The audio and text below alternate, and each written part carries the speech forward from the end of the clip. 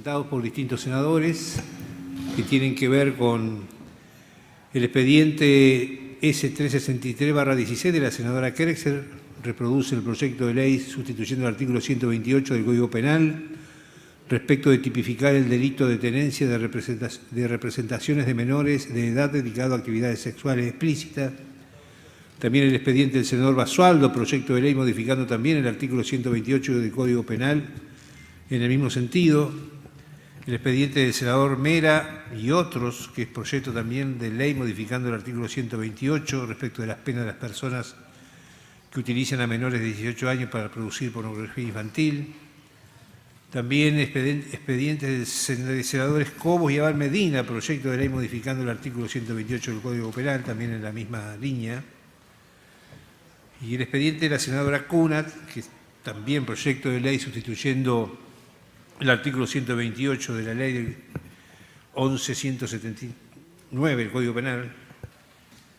Y para la reunión de hoy tenemos invitados que van a hacer uso de la palabra, que van a opinar sobre estos proyectos, con lo cual les agradecemos la presencia, les agradecemos que vengan a darnos su opinión. Bueno, ahora invitamos al señor Emilio Zárate, auxiliar de la División de Análisis de Inteligencia Informática de la Policía de la Ciudad. Adelante.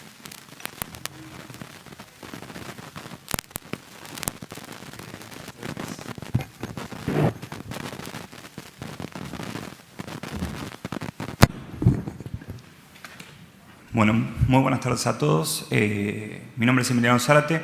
Me especialicé en lo que es explotación infantil por medios digitales.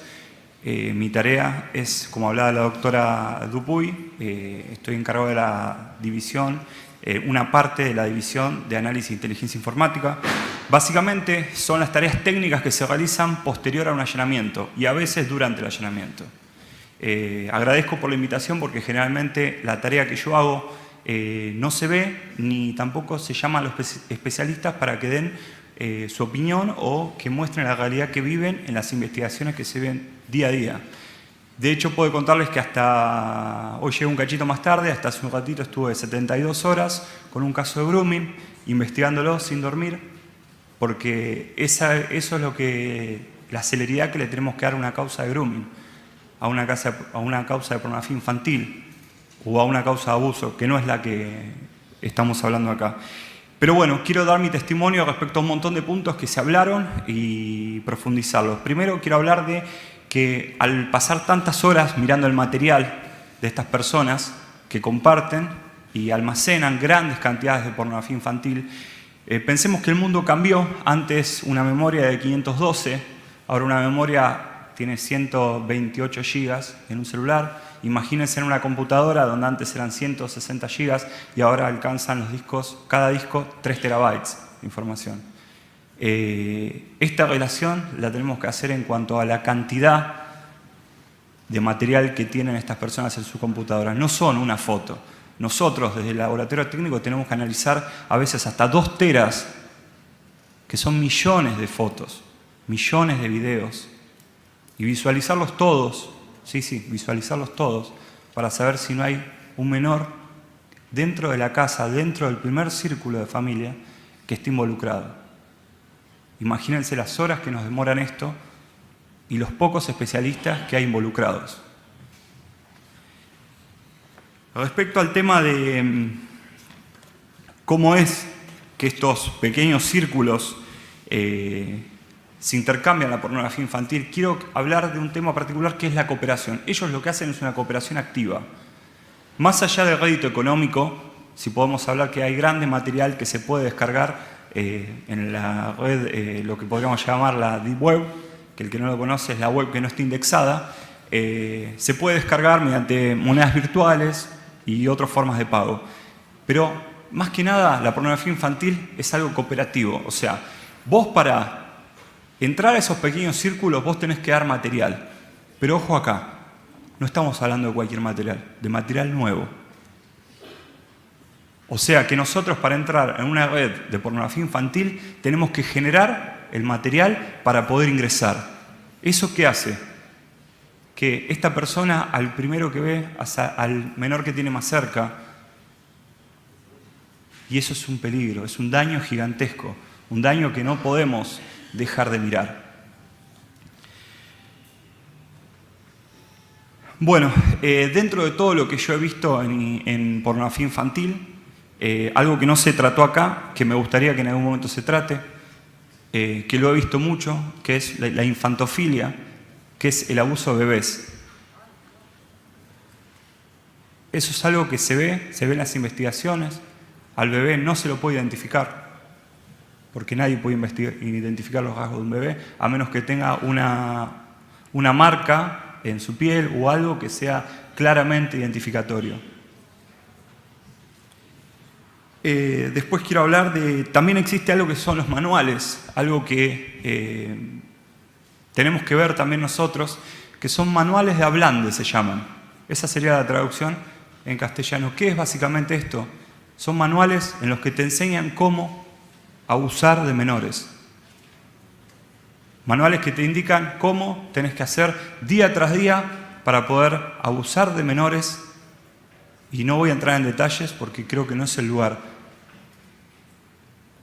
Sumado a eso, a que ellos le dicen ablandar a un menor, también hay manuales de cómo ser groomer. O sea, cómo hablar y manipular a un menor hasta que te pase fotos íntimas, fotos eróticas, fotos sexuales. Estos manuales existen, son de acceso para cualquier persona que tenga tiempo y que los pueda buscar en la Deep Web o en la web superficial, la que usamos todos. Solamente hay que tener tiempo y saber dónde buscar. Y para dar un detalle, me parece un detalle que deberíamos saberlos todos. Realmente, este grupo de pedófilos no solamente tiene modalidades de actuar, sino que además tiene un día al año en el que festejan el Día del Pedófilo. Esto pasa después del segundo solsticio de verano. De hecho, sí veo las caras de asombro. De hecho, el año pasado, cuando ustedes estaban el 24 a la noche y estaban festejando con sus familias, brindando por la Navidad, estos grupos de perversos estaban pasándose grandes volúmenes de material pornográfico, pornografía infantil, para festejar el día de ellos.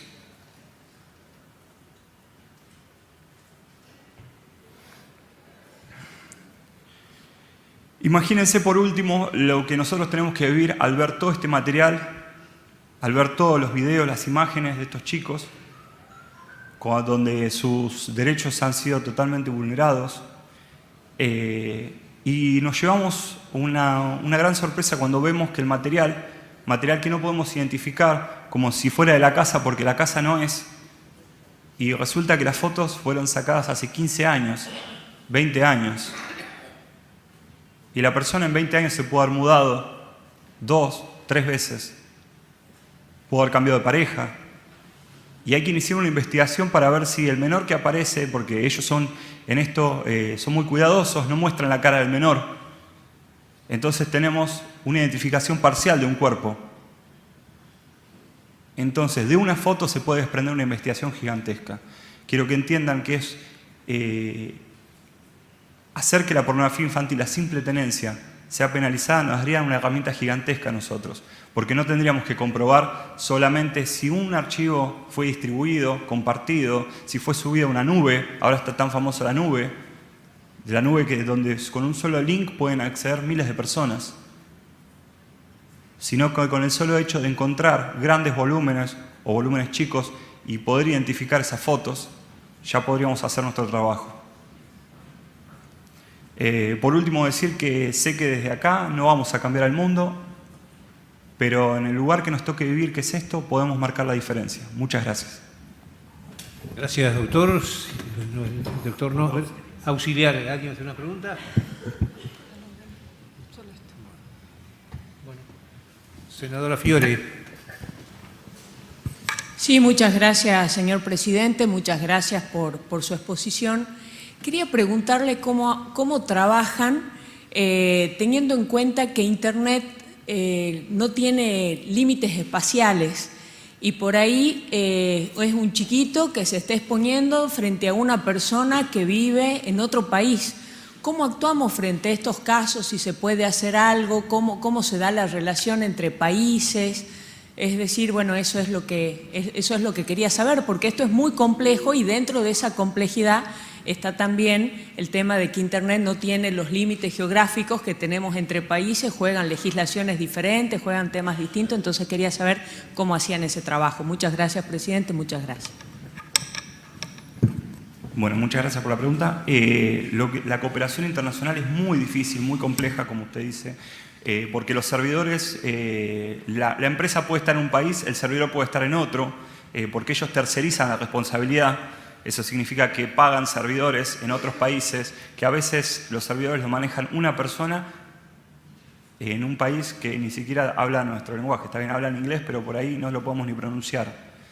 Entonces, la dificultad es muy grande. Se pueden hacer cosas preventivas y también se pueden hacer cosas posterior, pero se tiene que analizar cada caso específico, a ver de dónde surgió la foto, hacia dónde fue, dónde replicó, en qué servidores. Se hace, sí se hace, pero lleva muchísimo tiempo y una intervención de un factor humano y profesional muy escaso hoy. Gracias, doctor. Muy amable.